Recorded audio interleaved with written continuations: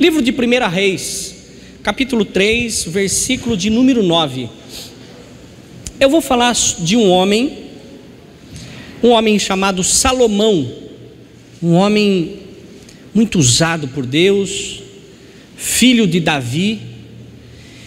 E eu quero narrar algumas coisas que aconteceu com a vida de Salomão, e quando ele esteve diante de duas mães.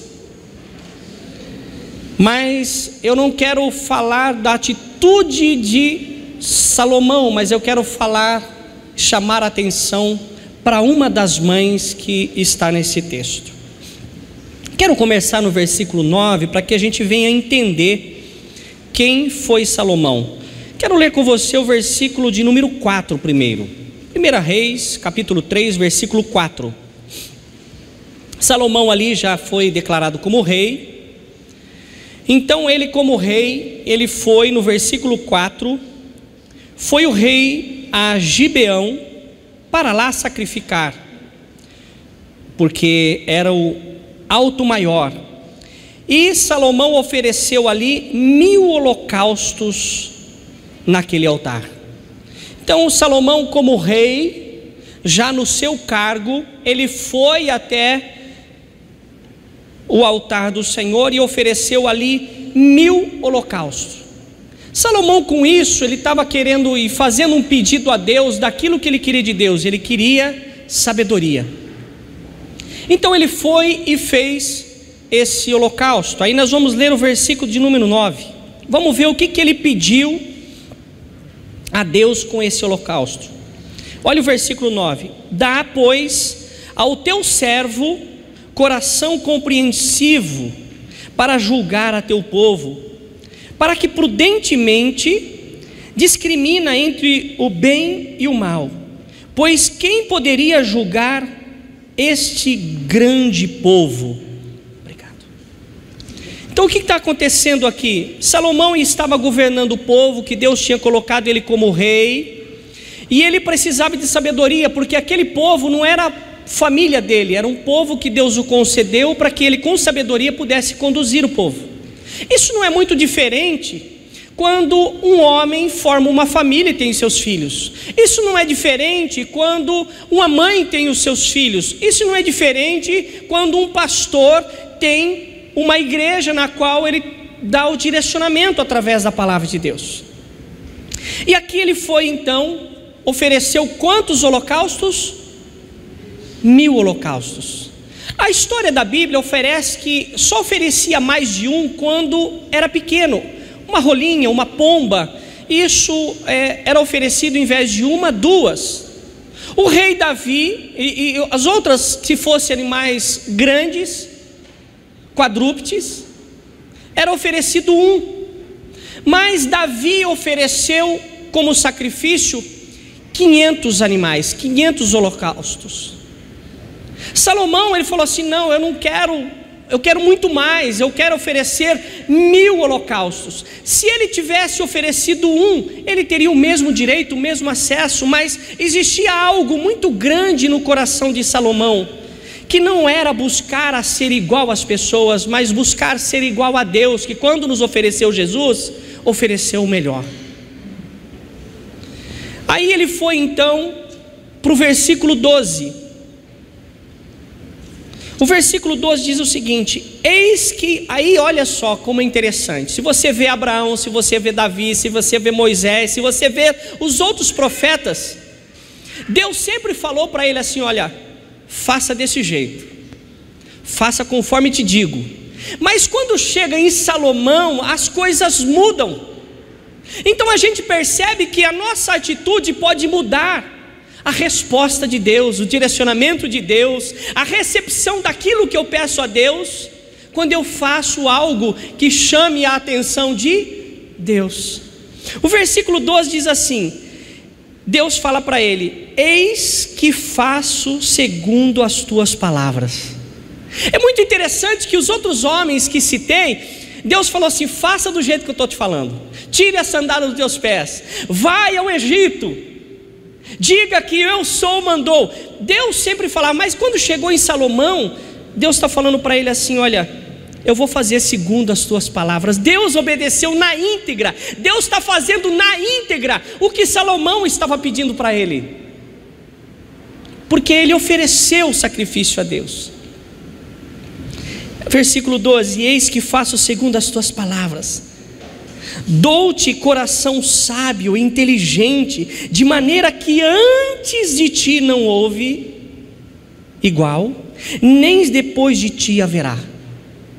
Salomão é um homem que estava marcando a história, estava marcando o momento dele, e por ele ter marcado o momento dele, hoje nós nos lembramos dele.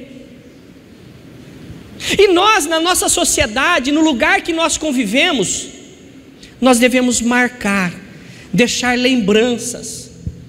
E as mães são aquela que deixam na memória dos seus filhos lembranças eternas.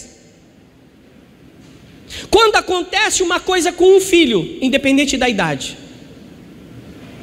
e a situação fica difícil, se você perguntar em uma pessoa num estado desse, você já deve ter ouvido de pessoas que estavam com um problema de lembrança, Alzheimer, por exemplo, mas em dado momento, essa pessoa pedia a presença da mãe.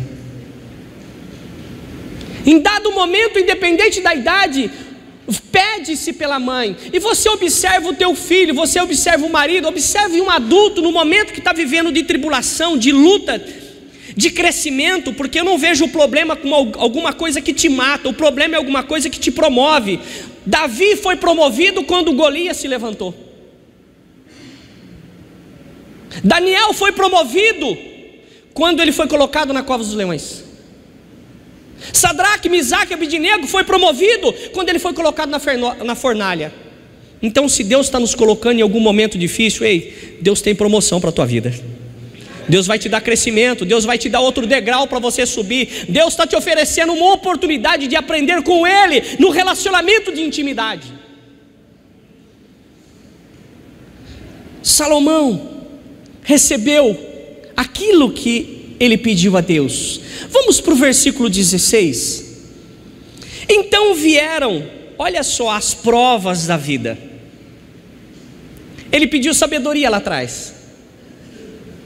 E interessante que, se você for olhar na palavra, depois que ele ofereceu os 1000 sacrifícios, recebeu de Deus em sonho aquilo que ele estava pedindo, depois que ele viu que era Deus respondendo para ele, sabe o que ele fez? Foi sacrificar de novo. É só ler o texto.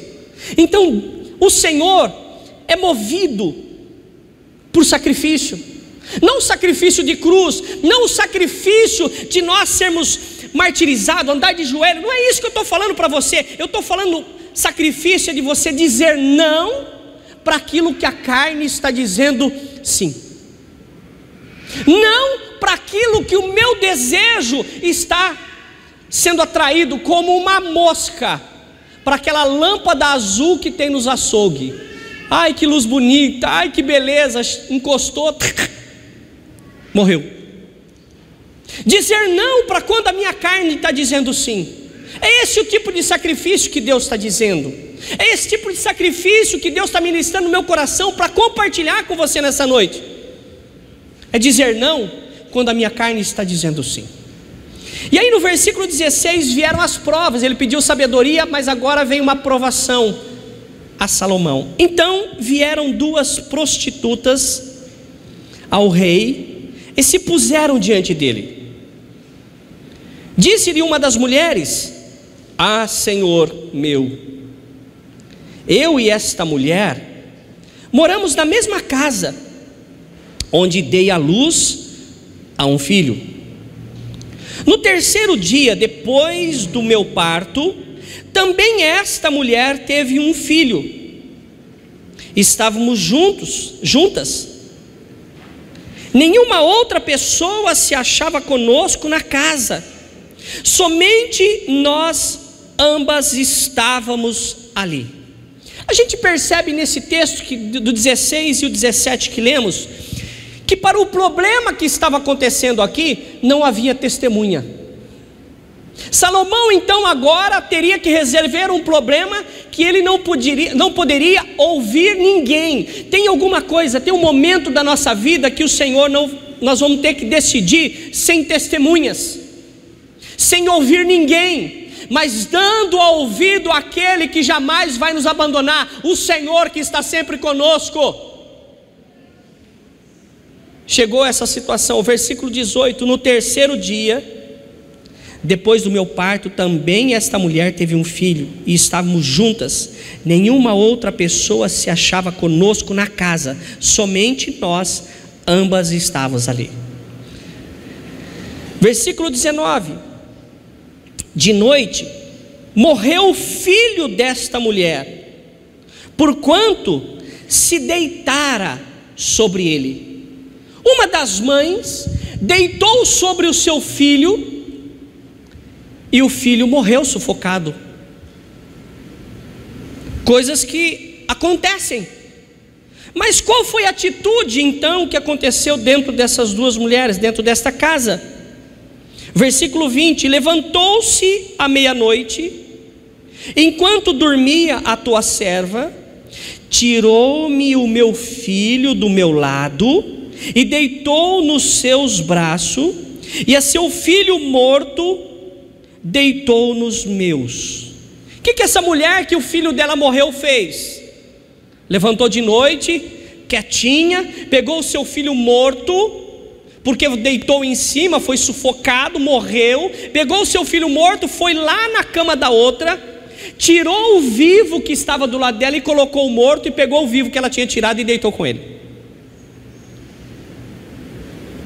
Aí algumas mães já começam a falar assim: se fosse comigo já dava voadora, eu pulava de unha, eu sou boa para grudar no cabelo. As mães, as pessoas, o ser humano já começa a fazer planos de vingança quando alguma coisa acontece errado. As pessoas, o ser humano tem o seu lado lógico, o lado que é racional, que 2 mais 2 é 4, que sabe o que é certo, mas também existe no lado direito do nosso cérebro o lado criativo, o lado lúdico, o lado emocional. E aí houve uma mistura, e sempre há uma mistura nas nossas vidas. Eu tenho que fazer o certo, mas eu não consigo fazer o certo. Quer ver uma coisa que eu estou falando para você?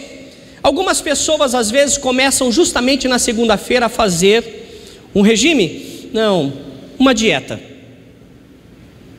Come, arrebenta de sexta, sábado e domingo, quebra na lasanha, e depois fala assim, meia-noite, depois do Fantástico, preciso começar um regime, vai ser amanhã.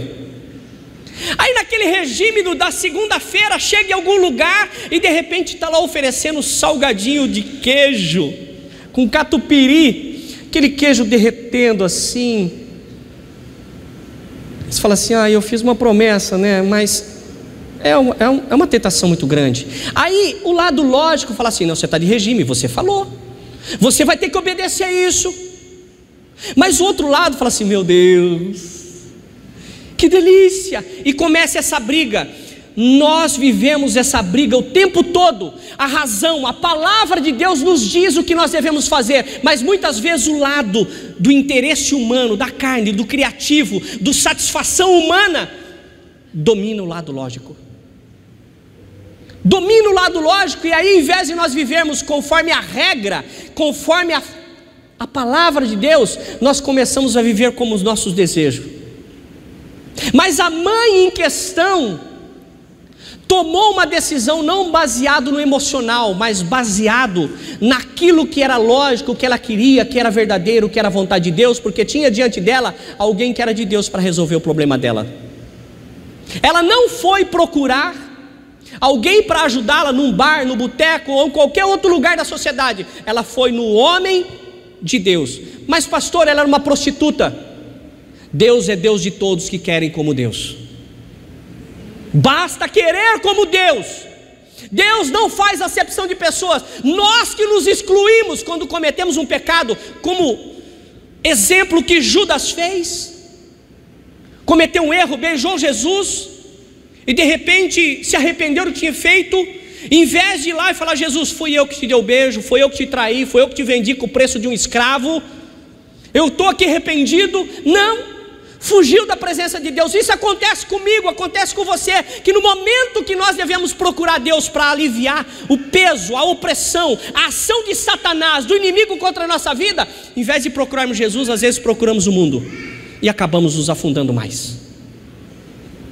A mulher não fez isso, esta mãe não fez isso. Olha só, vamos continuar lendo aqui o versículo 21.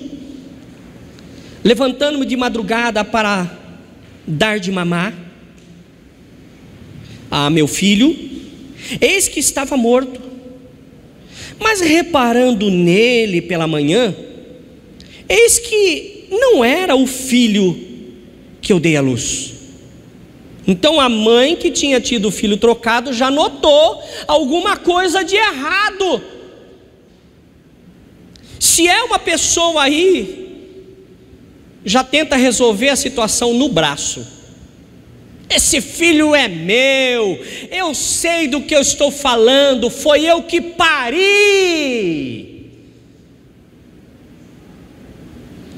O que ela fez? Versículo 22. Então disse a outra mulher: não, mas o vivo é meu filho, o teu é o morto. Porém essa disse: não, o morto é teu filho, o meu é o vivo. Assim falaram perante o rei. Então começou aquelas acusações: é meu, não é, é meu, não é, na frente do rei, que o rei também juiz, que pediu sabedoria.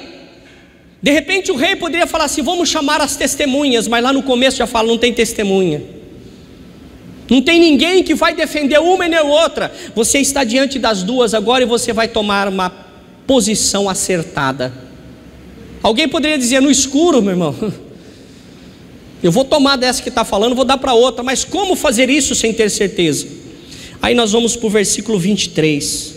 Então disse o rei: esta diz, este que vive é meu filho, e teu filho é o morto. E esta outra diz: não, o morto é teu filho, o meu é o vivo. Salomão agora aqui começa a tomar uma decisão que começa a identificar o verdadeiro do falso, começa a identificar o cristão, começa a identificar a ovelha do bode, começa a identificar a ovelha do cabrito, começa a identificar a ovelha do porco, começa a identificar quem é cristão e quem não é cristão, quem agia como mãe ou quem estava agindo como madrasta. Salvo a exceção, estou falando desse texto.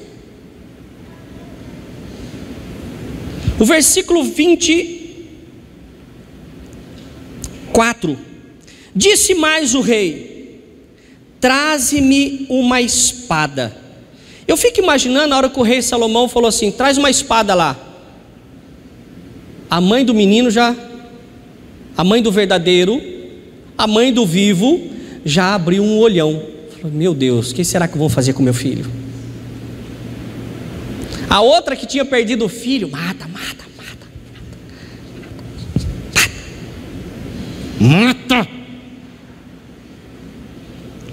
E trouxeram uma espada diante do rei. Disse o rei: divide em duas partes o menino vivo, e dai metade a uma e metade a outra. Olha a ideia do homem, olha o que Deus colocou no coração de Salomão para fazer. Ah é? Vocês estão brigando por causa dessa criança? Tá bom, vou dividir com vocês. Vocês querem a parte direita ou a parte esquerda? Vou cortar no meio. Versículo 26. Então a mulher cujo filho era vivo falou ao rei, porque o amor materno se agraçou por seu filho, e disse: ah, Senhor meu, dai-lhe o menino vivo, e por modo nenhum o mates, Porém a outra dizia: nem meu, nem teu seja dividido. Com o mínimo de raciocínio, de inteligência, a gente já começa a identificar quem era a mãe. Porque a mãe, para não ver o fim do filho, a morte do filho, suporta algumas situações. Quantas mães que estão aqui nesta noite têm suportado algumas situações para que o seu filho seja mantido perto de você? Quantas mães não têm aguentado situações vergonhosas que às vezes os filhos provocam? O sangue parece que vai tudo para o rosto, mas suporta porque é mãe, porque quer o filho perto, crê no agir, no mover, crê no amor e na transformação de Deus para aquele que ela está praticando aquilo que disse no início: amor. Deus é amor, e aquele que ama está expressando aquilo que Deus é. Deus é amor, e no amor muitas vezes a gente tem que ficar quietinho, porque amor é um lugar, ela é expressada não com palavras, porque declarações de amor pode ser dita sem sentimento, mas com sentimento se diz o que é amor. Com sentimento, companhia, estar junto, dividir às vezes os fardos, os problemas. Então eu estou falando aos filhos, porque todos nós somos filhos, todos aqui têm mãe, mas como filho, como que nós devemos agir e comportar diante das situações? Você, filho, será que às vezes não tem ferido a sua mãe, sendo que ela seria capaz de dar a vida por você, dar a vida por mim? Será que nós devemos lembrar da mãe somente num dia que se comemora o dia da mãe? Será que nós chamamos a mãe de mãe somente no dia da mãe? É tempo de cumprirmos o que está escrito na palavra, num dos mandamentos dos 10 que estão lá atrás. Honrar pai e mãe, para que os dias possam ser prolongados. Honrar pai e mãe para que venha a ter dias e não trevas. Porque se eu estou contra a palavra de Deus, eu também estou contra Deus. E Deus está contra mim, está contra você. A palavra de Deus diz que nós devemos honrar pai e mãe, que é o dia de hoje. Como temos agido em nosso comportamento? Temos honrado nosso pai? Será que os nossos dias não estão sendo abreviados, estão sendo encurtados? O que eu quero dizer que o dia sendo encurtado? Eu não vou viver 60 anos, 70 anos, 80 anos. Você pode viver 1000 anos, mas o dia não é de alegria, o dia não é de realização, o dia não é de vitória, o dia tem perturbação, o dia tem problema. Você não vê a hora que chega a noite para dormir, e quando o dia amanhece, você está encontrando o mesmo dia que você deixou ontem, porque está faltando ali o cumprimento da palavra de Deus, que é honrar a mãe. Honrar a mãe, aquela que gerou, aquela que carregou, aquela que amamentou, aquela que limpou a mim e a você quando estávamos sujos, aquela que suportou grandes lutas, grandes problemas, e continua te chamando: filho, eu te amo, filho. E hoje, por causa de uma vírgula, filhos estão se levantando contra a mãe, estão se levantando contra os pais. Aonde está a palavra de Deus? Aonde está honrar pai e mãe? Como que eu vou receber honra de meus filhos se eu não estou honrando meus pais? Como eu posso honrar a Deus se eu não consigo honrar nem que eu estou vendo? Como que eu vou honrar a Deus como meu pai, se o pai que está aqui, se a mãe que está aqui, eu não consigo honrar? Como que a minha oração a Deus vai ser respondida? Como? Procure uma brecha na palavra para falar que você tem razão. Com Deus, meu irmão, é sim, sim, não é mais ou menos, não tem mais ou menos com Deus. Então Deus está me alertando aqui para te dizer: dias têm sido difíceis, dia tem sido duro, tem sido cansativo, você não tem conseguido ser feliz. Será que não está faltando, entre outras coisas, honrar pai e mãe?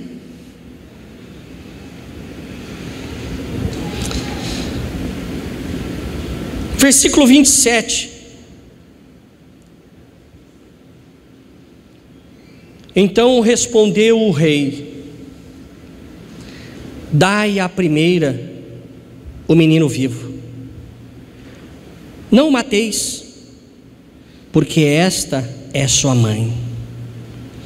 E todo Israel ouviu a sentença que o rei havia proferido, e todos tiveram profundo respeito ao rei, porque viram que havia nele sabedoria de Deus para fazer justiça. Como que nós vamos fazer justiça? Como que nós vamos agir de maneira correta, se eu não estou tendo a orientação de Deus? A palavra de Deus nos diz que se nós temos falta de sabedoria, nós devemos pedir a Deus. Não tem sabedoria? Peça a Deus. Irmãos, um dia no estudo bíblico de terça-feira, nós estamos estudando na parte teológica os profetas, os personagens bíblicos, conhecendo as pessoas da Bíblia. E eu fiz uma pergunta que quero fazer aqui novamente: qual é a maior empresa que você conhece no país? Qual é a melhor empresa? Qual é a empresa mais rica do nosso país? Se Deus te colocar diante desta empresa hoje, como presidente, vou dar um exemplo, escolha um dos bancos aí, privados. Se você hoje assumir um banco desse, seja qualquer um deles, como presidente do banco, o banco ia crescer ou ia quebrar? Eu vou responder por mim, não posso responder por você, mas se alguém me coloca como presidente de um dos bancos, os maiores bancos, eu vou quebrar o banco. Ele vai falir. Você sabe por que ele vai falir? Porque eu não tenho sabedoria para ser um presidente de banco. Antes de eu chegar ao presidente de banco, Deus vai me colocar como Senhor da minha vida primeiro. A palavra de Deus me diz que se eu não governar a minha própria casa, eu não posso nem ser pastor. Se eu não governar a minha própria casa, eu não posso ter cargo na igreja. É bíblico isso. Agora, nós precisamos fazer bem aquilo que nos vem à mão. A mãe tem feito bem o que vem à mão. Evidentemente que há exceção. Tem muitos animais dando exemplo de mãe, e tem mãe dando exemplo de animal. Mas é exceção, não é regra.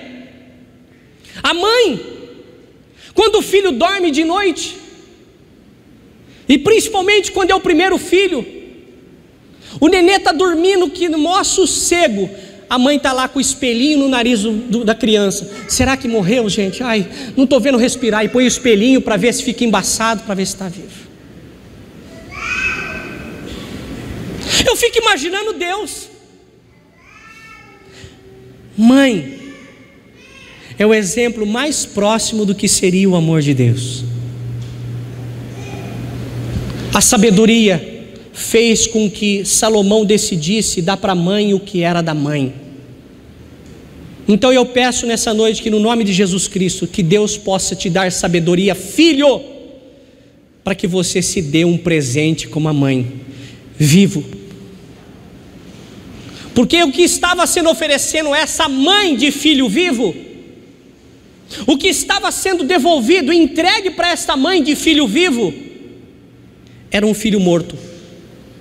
E que nós não sejamos filhos mortos para as nossas mães, sejamos filhos vivos, filhos que trazem alegria, e não um filho que traz morte. Talvez isso aqui é muito mais reflexão para o filho do que propriamente uma homenagem às mães. Mas que nós possamos ter dias melhores como filho e dias melhores como pais, em especial nesse dia, dias melhores como mãe. Que a sabedoria do Senhor esteja sobre a tua vida. E eu desejo feliz Dia das Mães. Amém? Vamos aplaudir ao Senhor. Vamos colocar de pé. Aleluia.